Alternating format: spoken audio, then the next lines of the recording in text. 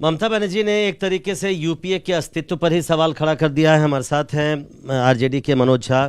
Sir, Mamata Banerjee का बयान आपने देखा होगा, उन्होंने कहा कि यूपीए है कहाँ, यूपीए का अस्तित्व बचा कहाँ है। देखिए, मैं सीधे तौर पे, ये उनका बयान है, मैं सीधे तौर पे ये कहता हूँ कि अगर कोई पुरानी व्यवस्था आपके हिसाब से ख़त्म हो गई है तो ये सिर्फ एक बाइट से बात नहीं बनेगी ना। लगातार मेरे दल का, हमारे राष्ट्रीय अध्यक्ष लालू जी का और तेजस्वी जी का ये कहना है कि ये व्यक्ति केंद्रित विमर्श नहीं होना चाहिए, ये होना चाहिए कार्यक्रम आधारित विमर्श।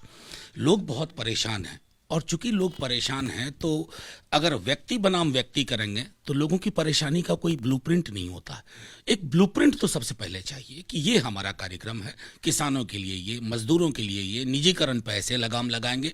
जब तक ये वैकल्पिक कार्यक्रम लेके नहीं जाते हैं ना, तब तक इस तरह के मीडिया बाइट का मैं समझता हूँ कि उसका एक दिन का उसका वैल्यू होता है, वो एक्सपायर कर जाती है 24 घंटे के बाद। लेकिन वो तो शरद पवार के साथ खड़ी होकर ये बात कर रही है। शरद पवार भी यूपीए बहुत बड़े नेता हैं, ये लोग बहुत बड़े नेता हैं, लेकिन देश की राजनीति में सबसे महत्वपूर्ण आज के दिन में क्या है? लोग अपनी जिंदगी में बदलाव चाहते हैं, तो उस बदलाव का वैकल्पिक ब्लूप्रिंट हम क्या लेके आ रहे हैं, सबसे पहले उस पर चर्चा हो, विशद चर्चा हो। तमाम दल हैं, राष्ट्रीय जनता दल बिहार का सबसे बड़ी पार्टी है, नेता प्रतिपक्ष ये बात बार बार कह रहे हैं कि बैठिए, कार्यक्रम तय कीजिए।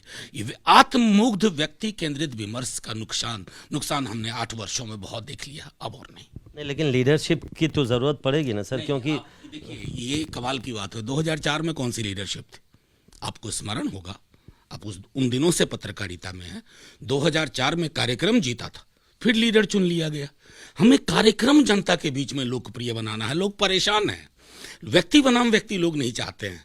इस व्यक्ति के बनाम हमारा कार्यक्रम क्या है, लोग वो चाहते हैं। एक आखिरी सवाल, लेकिन आपको लगता है कि ममता बनर्जी या टीएमसी का जो रुख है, वो लगातार बयान दे रही हैं, वो दिल्ली आई थी, सोनिया गांधी से मिलने के सवाल पर उन्होंने यहाँ तक कहा कि संविधान में तो लिखा नहीं है कि उनसे मिलना। क्या यूपीए में बिखराव अच्छी चीज़ है?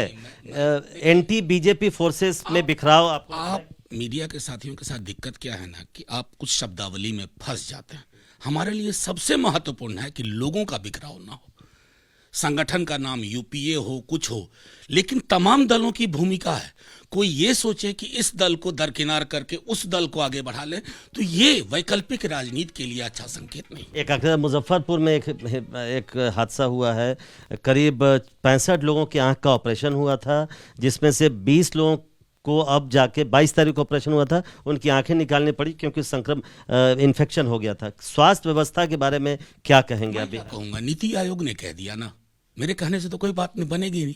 और नीति आयोग के आंकड़े तेजस्वी जी के 10 नंबर या पोलो रोड के आवास पे तो बने नहीं है। केंद्र सरकार का एक संगठन है, उस संगठन ने आईना दिखा दिया है नीतीश जी को, लेकिन नीतीश जी इन दिनों आईना नहीं देखते हैं।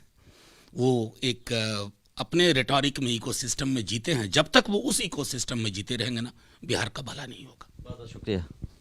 कैमरामैन मनोज त्रिपाठी के साथ प्रशांत, एबीपी न्यूज़, दिल्ली।